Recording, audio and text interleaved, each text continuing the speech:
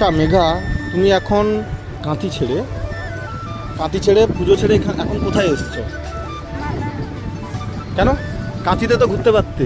কাঁথিতে এত ভিড়, আমি তো ঘুরতে পারবো না, ঠেলে আমি যেতে পারবো।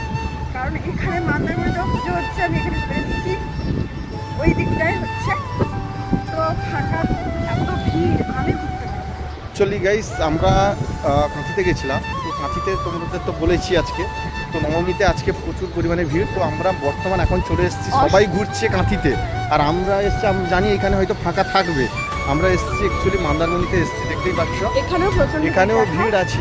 তো এখানে আমরা চলে এসেছি, আমরা জানি যে এখানে আপাতত কিছু না হলেও এখানে হালকা ভিড় কম থাকবে। তো এই দিকে আমরা চলে এসেছি, আমাদের তো কাঁথি থেকে মন্দারমণির ডিস্টেন্সটা বেশি নয়, তো আমরা এখানে চলে এসেছি।